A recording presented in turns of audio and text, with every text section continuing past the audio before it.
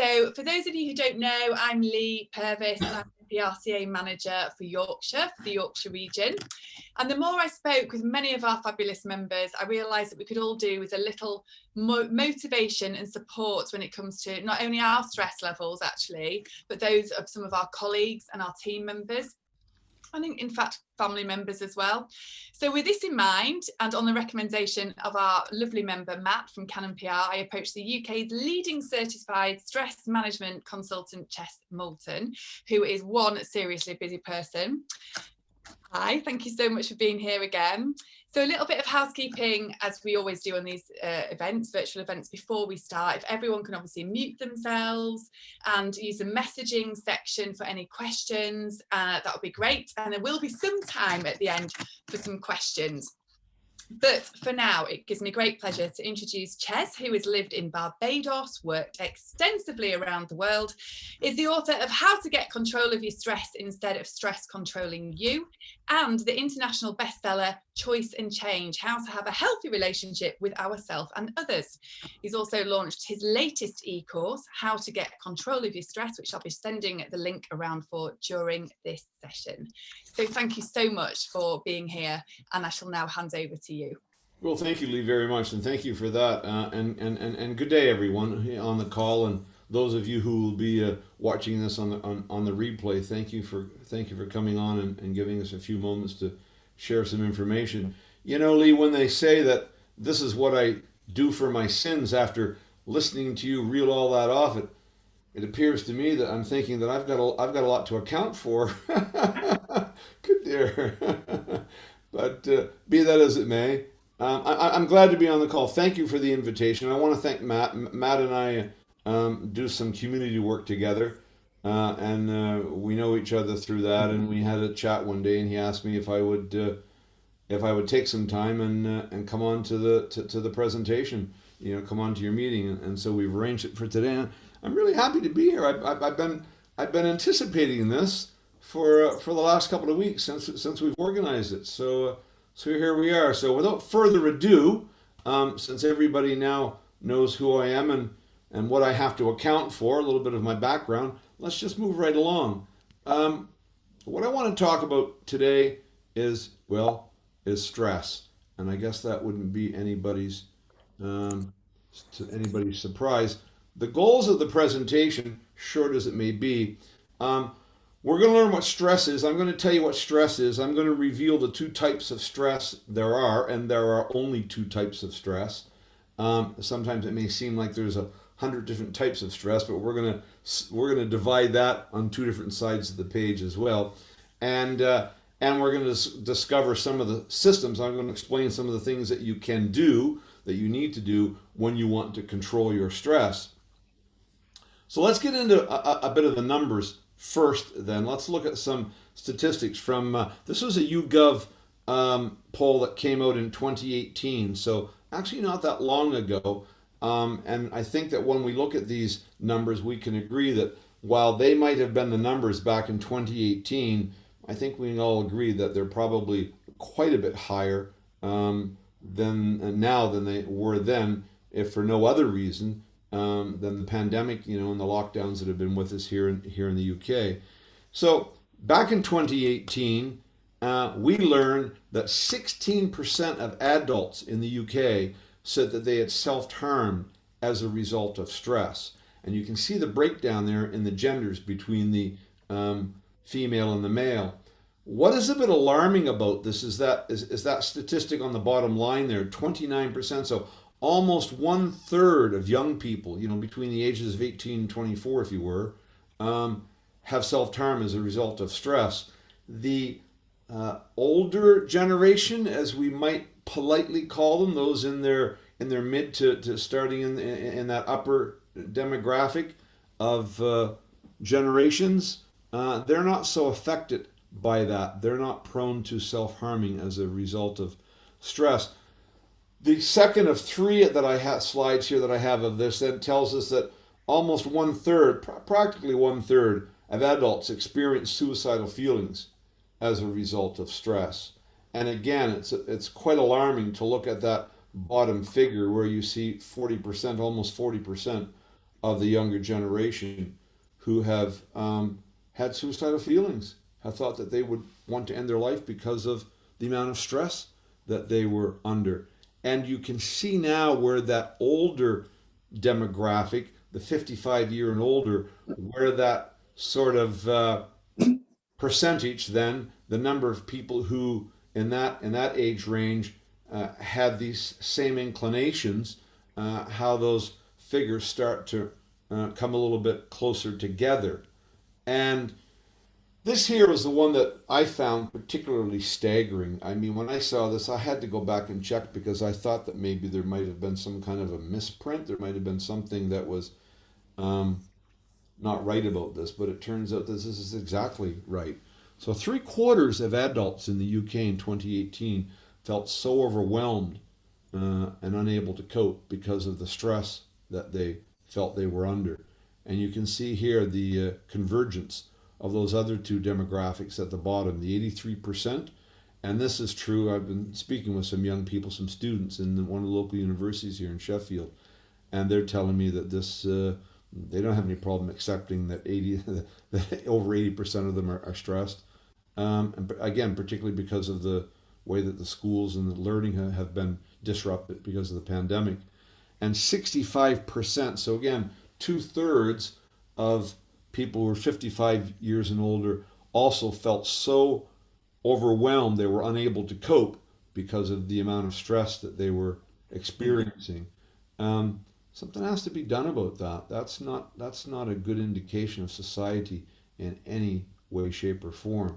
Now, we talk about stress then, so what is stress? Well, there are a lot of long and involved definitions of stress. Some are more accurate than others. I define stress as something that's a mechanism that's wired into us. We're born with a stress mechanism. We can't eliminate it. We can't get rid of it, and we wouldn't want to because it's there to actually help us and sometimes can save our life. But to bring that down to the next level, we'll get on to that in a minute, but bring that down to the next level, really the definition of stress is, see, people define stress as a verb or an adjective because they're always talking about, well, I'm stressed out or being stressed, these types of things. Where again, for me, stress is a noun. It's that mechanism inside of us that we were born with that's there to help us when we need it.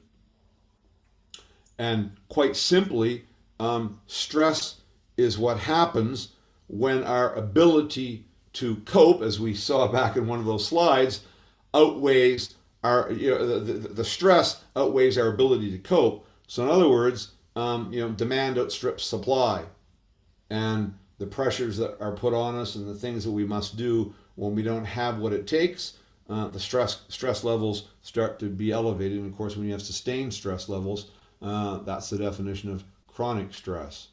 So again, I talked about this built-in mechanism that we have, and we get to the end, if we have time, if somebody wants to remind me, I'll tell you how this works. Particularly, I'll tell you the story about the tiger, the bear, and the snake, and how that works. But we have this other stress over here, the one that cripples us, the one that ruins our relationships, that kind of debilitating stress, the stress that people are usually complaining about, that some people listening to this broadcast may be suffering from now. One is positive, one is negative. These are the two types of stress, positive and negative stress.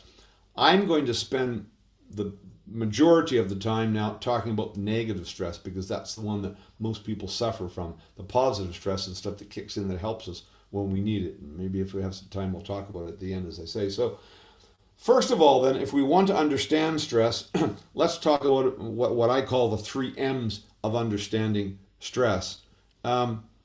Stress is not medical.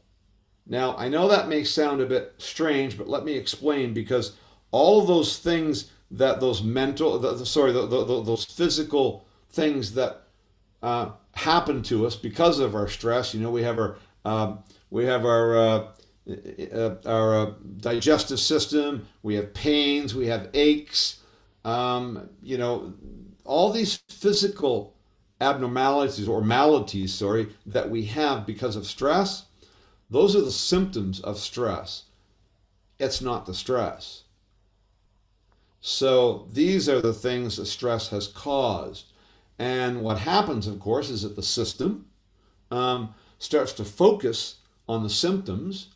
That becomes the focus of where everything goes to alleviate those symptoms, and little, if any, focus goes on the actual stress itself and the causes of the stress. If we fix the stress, the symptoms will go away, rather than just trying to repeat through our life dealing with the particular symptoms. Stress is not mental.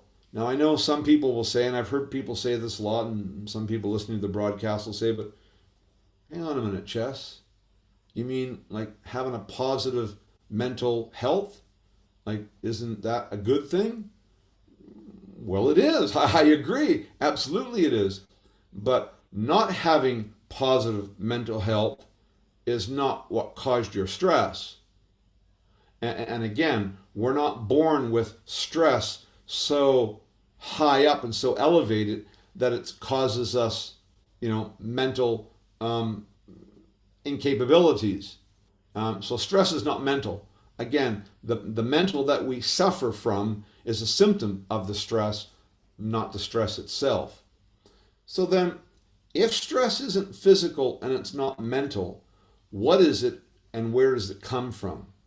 I can best answer that question by telling you this, that the cause of stress and the solution to stress is the same thing. There's only one word for both of those. It's a 3-letter word. It begins with the letter Y, and it has a U at the end and an O in the middle. So the cause of stress is you, and the solution to stress is you, the person, the individual, you. So that's why stress management is so important, because that's what we have to do. We have to learn how to manage ourselves. Now, when we learn how better to manage ourselves, then we can affect our level of stress. Our stress comes down, our life gets better. So while we're talking about you, let's look at you then. So there are 3 things that we do as humans. There are only 3 things that we do as humans.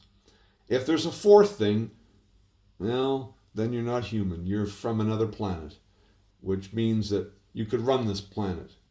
I'll be your manager. We'll make millions. But I'm just going to go out on a limb here. I'm going to stick my neck out, and I'm going to go on a limb. I'm just going to presume that everybody listening on the call here today and listening to this broadcast on the replay, that you're all human. Nobody's going to identify as an alien. Good. So then there are only 3 things that you do. You think, you feel, and you behave. And that's it. That's what you do as humans. Now, behavior can be subdivided into actions and reactions. But that's all you do. You think, you feel, and you behave. Unless you're from another planet. Now, there are 3 other parts to this cube that makes up everything. So the other 3 parts of this picture denote planet Earth, since we're humans and we're all from this planet, them. So there are only 3 things on planet Earth: people, places, and things, or stuff, as some people would like to call it. Where I come from, the east coast of Canada, we call that stuff. So it's how we think, feel, and behave in relation to people, places, and things that dictate the quality of our life, that impact and dictate the level of our stress. So I hope this picture is starting to become a little bit clearer now, why I'm saying that we are responsible for our own stress. It's not the pains and aches. The pains and aches may add to it in some knock-on effect, but we got them because of the stress. So then there are 4 stressors. There are 4 negative stressors. And there are only four. And so let's examine those four. Maybe I can just talk briefly about them. The first one is time. And normally we talk about this in terms of, say, time management, but this is the wrong approach, and this is part of what causes people to get stressed out when they start thinking about time management, because time is fixed. Time is not manageable. I mean, there's 24 hours a day, there's 7 days a week, there's 60 minutes in an hour, and there's 60 seconds in a minute. And there's not one thing that you can change about that. That's just how it's set up. So it's really it's about how we think, feel, and behave in relation to the tasks that we have that we must complete in the time that we've been given to complete them, if that makes sense. So it's not the time, it's how we think, feel, and behave in relation to the time. Time is fixed, so why stress about it? The next one is anticipation. Now, if you stress about anticipation, if anticipation is your stressor, then you're the type of person then that would be worrying about the future.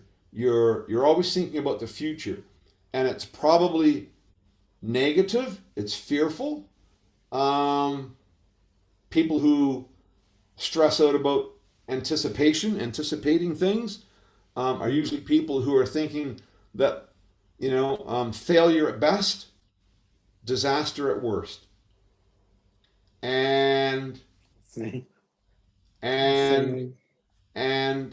it's, I guess the remedy here then, in a nutshell, would be that you want to get clarity on what can happen, and you're probably having a lot of negative self-talk. And in a nutshell, because it's a 30-minute presentation, let me say this to you, that it's more about your negative self-talk is probably about, well, what if? What if it all goes wrong? What if it doesn't turn out right? What if it all goes bad?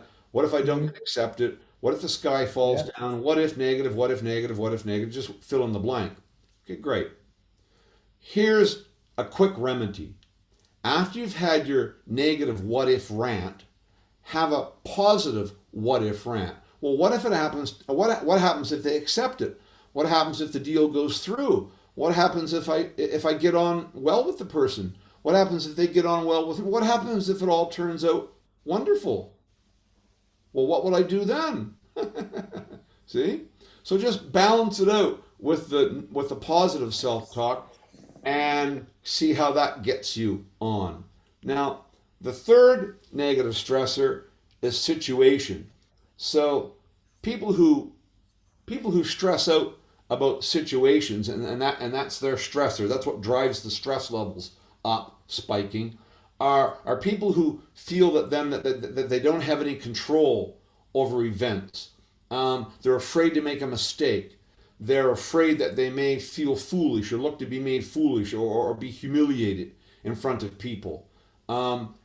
So again, this goes back to the cue.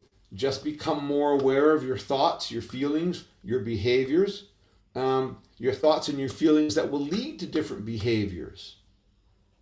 And when you start to think and feel that way, and you'll have more confidence in your behaviors, that you're doing the right thing.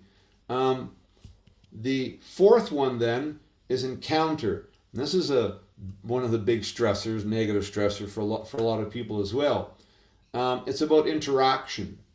It's about being stressed out about these people that I'm going to encounter later this afternoon or tomorrow or next week or whenever it is that you're thinking about. Yeah. A lot of times these people might be people who are maybe unlikable, maybe unpredictable, and that might be part of why you're stressing about it, this encounter stress. So again, how you think, feel, and behave in relation to those people, there's the people and the people, places, and things, right? Increase your people skills. Take a look at your social skills. Upskill in those areas. Get better at them. Bring in your emotional intelligence about it. And those are some things that you can do very quickly, then, to explain, that you can do that would help mitigate that stressor about the encounters that you're going to have in those situations that you're anticipating. You see how those three there really kind of sometimes work together a lot, and then that's when the stress goes off the chart, when they start to connect to each other. Yeah. Right. Now, what I want to do with a bit of the time that I have remaining, I want to give you a tip and technique that you can use. And I find that a lot of my clients, as Lee was saying, I've been extremely fortunate in my life and my career, very privileged to be born and raised in Canada, to have been able to live in Barbados and travel throughout the West Indies for almost 18 years, 17 and a half years. I've been in Africa, I've been in the Middle East, I've been here in the UK now for 9 years, working and traveling all over the UK. Everywhere I go in the world, those are the same people I meet who think, feel, and behave in relation to people, places, and things. That's 7.5 billion people all over the world. One of the things that I have found that a lot of people talk about in my private practice, in my surgery, and when I stand up in rooms full of people in all these places that I've mentioned, people, one of the common maladies, I guess, situations that people talk to me about is sleep issues. And so let me explain what sleep issues are, what the categories are. You can decide which category you're going to fit into, and then I'm going to give you 2 techniques that I guarantee you, as I sit here, will work. So let's begin with that. So when we talk about people with sleep issues, they fall into one of 3 categories. Category 1, people, they go and lay down in their bed at night. They've got their duvet pulled up, their head is on the pillow, they've got their eyes closed. It's important to close your eyes when you're trying to go to sleep. Yeah, and they have problem falling off to sleep. They have a problem falling off to sleep. But once they get off to sleep, they sleep through the night. They wake up in the morning, good to go. Category 1. Category 2, people who they don't have any problem falling off to sleep when they lay down in their bed at night, particularly when they've got their eyes closed, but they wake up in the middle of the night and they have a issue getting back to sleep. And usually that is, they start to what I call it mind travel. You lay there and you're thinking about, the project I've got due or the meeting I have, and if he says this, then I'll have to say that, and if she says A, I'll say B, and if they say that, I'll do the other thing. And it goes on, and sometimes it goes on for 20 minutes, can go on for an hour, sometimes it goes on for an hour and a half. Yeah? And at that point in time, you're so exhausted that you just end up going to sleep, right? You just fall to sleep because you're so tired. Then you wake up in the morning, you've now lost 40 minutes, an hour and a half of sleep, but you have to get up and you go along through your day and you're not rested. Yeah? Good. And then because you're so stressed and you did all the mind travel, woke up in the middle of the night because you're so stressed out, probably those one or some of or all of those 4 stressors I spoke about earlier, and you're playing it all through. Yeah? And then category 3 are people who are a combination of category 1 and 2. Yeah? They have trouble getting off to sleep when they go lay down, and they still wake up in the middle of the night and do the mind travel. So here's what you can do. Now, I'm going to explain this to you. It's going to take a couple of minutes, so sit back and relax, and just listen to the sound of my voice. So, in no particular order, I'm going to explain 2 techniques you can use. Now, both of these techniques will work, but I can never tell by looking at somebody which one is going to work better. And one will always work better than the other one, which of course then is the one that you'll gravitate towards. You'll use the one that works even better, but both of them will work. So here's the first one. So there you are. You're laying in your bed. You've got your duvet pulled up, and you got your head on the pillow, and your eyes are closed. It helps when you want to go to sleep. What I want you to do is I want you to feel your toes. Now, I don't mean, slide your arm down underneath the duvet and tickle your foot with your hand. I mean, just become aware of your toes. So just, you're laying there on your duvet, whether you're on your stomach, your side, your back, however you're laying there, whatever it is for you. Just become aware of your toes. Just feel your toes on your foot. Just become aware of them. Yeah? And then when you do that, relax them. Just whatever that is for you, however that works in your mind, just relax your toes. Some people do one going down, each foot. Some do the same at a time on each foot, this way. Everybody's got their own combination. Whatever it is for you, just relax your toes, which would include that little bit of, padding underneath your toenail. Yeah? Relax your toes. When you've relaxed your toes, then you relax the balls of your feet. And when you've relaxed the balls of your feet, there's a couple of caveats here that some of you may be thinking about. And I know you're smart. I'm going to come back to those in a minute. But just let me carry on with the explanation first. So when you've finished the balls of your feet, then you can relax the arch. Then you relax the heel. Now the heel's a bit special. When we think about our heel relaxing, with all that big thick skin on our heel, we might have that impression in our mind that maybe our foot will kind of get a little bit heavier, maybe sink down and make that little extra indentation in the mattress. Perfectly fine, because that's probably what's going to happen. Then you do your heel, then you do your shin, then you do your calf, relax your calf. When the calf muscle is tight, constricted, or stressed, it's like this. But in our mind, when we imagine relaxing our calf muscle, it kind of gets bigger and fatter. It gets a little bit heavier, doesn't it? And it'll kind of sink down in the mattress and make that kind of little extra indentation in the mattress just ever so slightly. Yeah, good. Then you go to your knee, then you go to the front of your thigh, then you go to the back of your thigh. That big hamstring, the big muscle in the back of on the top back of our leg, the back of our thigh. Now, I'm going to stop there because you're now getting the idea how to get this done.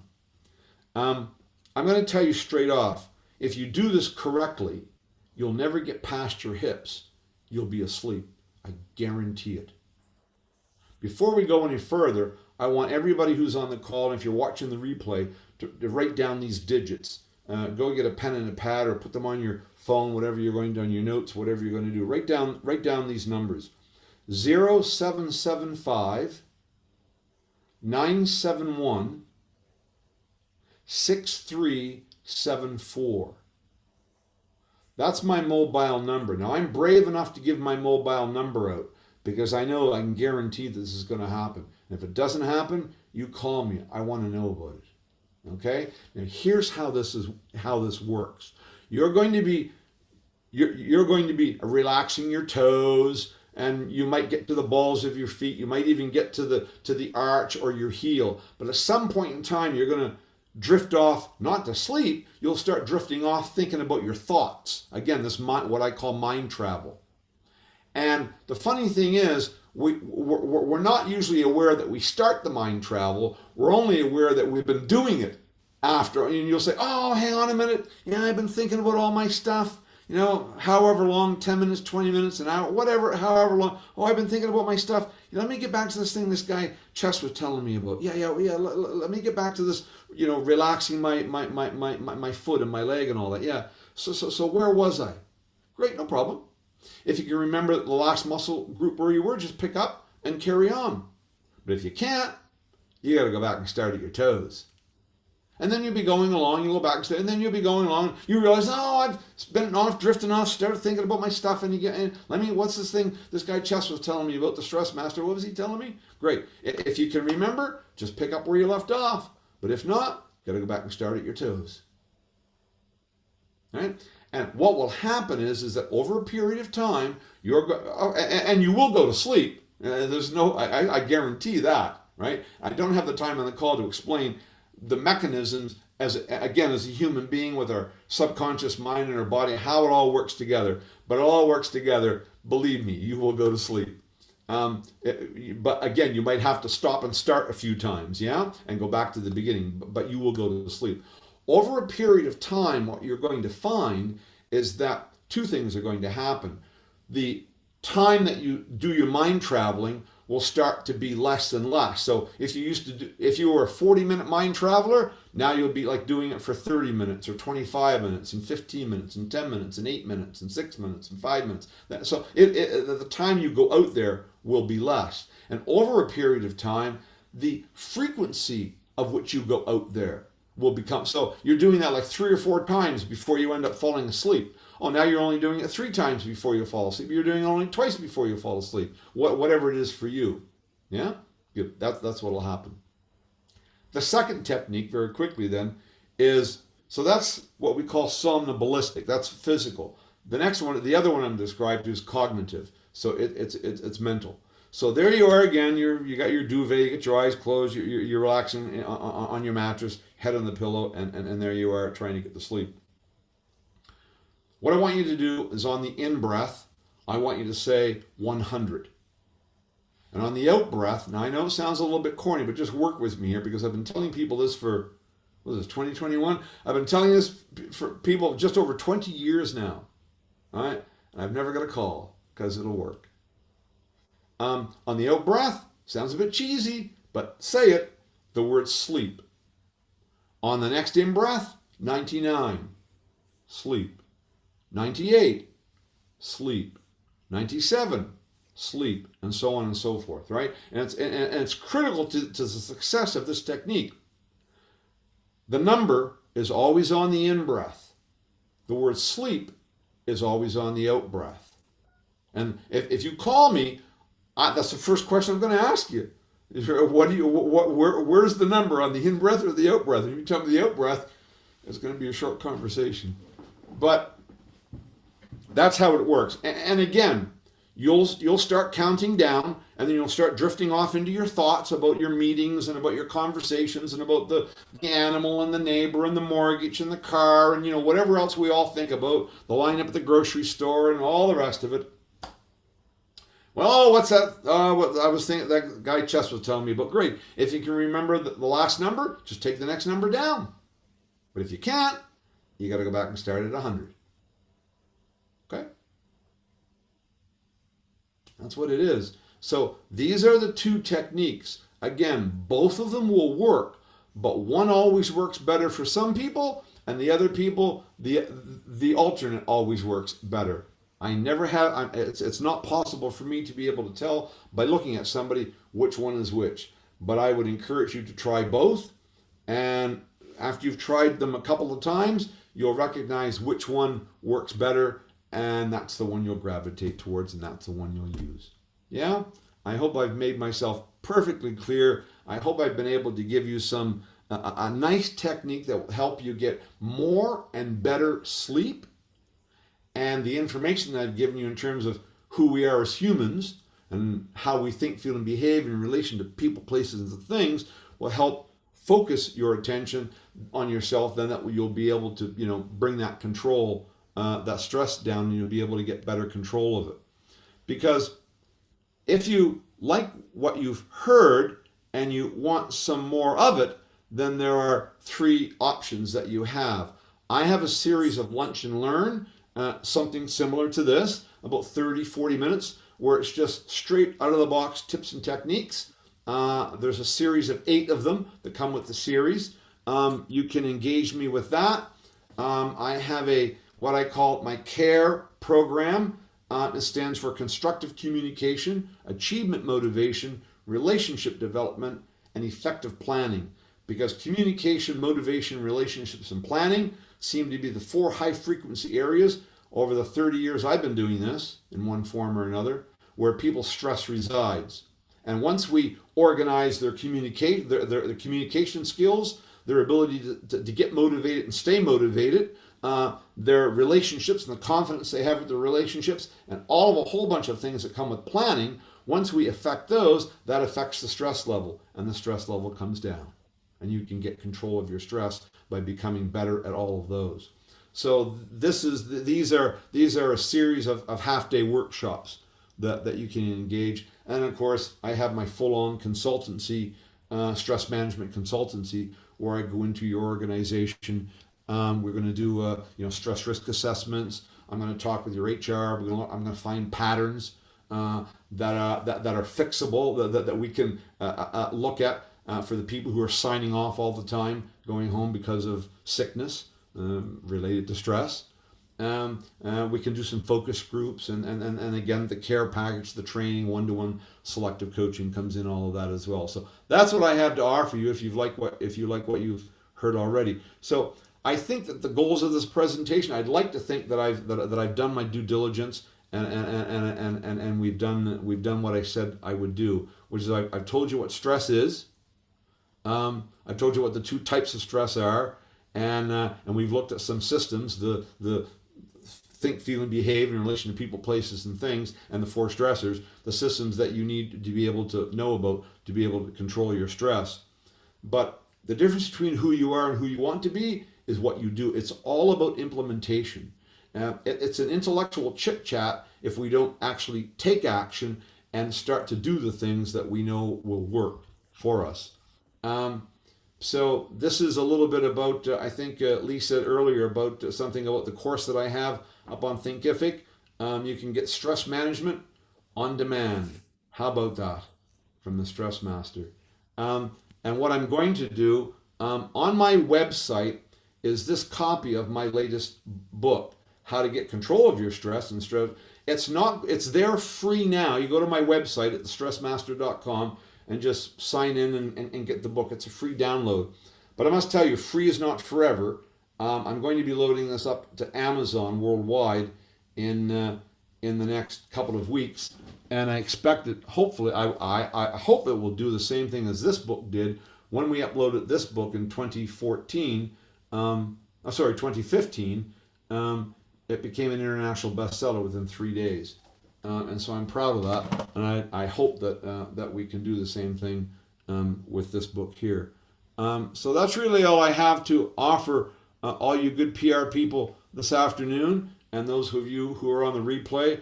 I'm thankful for the opportunity, I say, to come on and be able to share what I can in a short period of time that I hope will be of some benefit to you. Thank you for inviting me, and thank you for giving me your attention today and on the replay. Thank you very much. Thank you so much for giving us your special, precious time today. And I'm sure we've all got something from that. I know I certainly have. And I obviously know that many people watching this afterwards will as well. So on behalf of the PRCA and myself, and of course our members, thank you so much. And if anybody else would like any information with regards to the e-course as well, I can give you that information and pass it on to you. And I really hope, Chess, that we get to work with you at some point again in the future.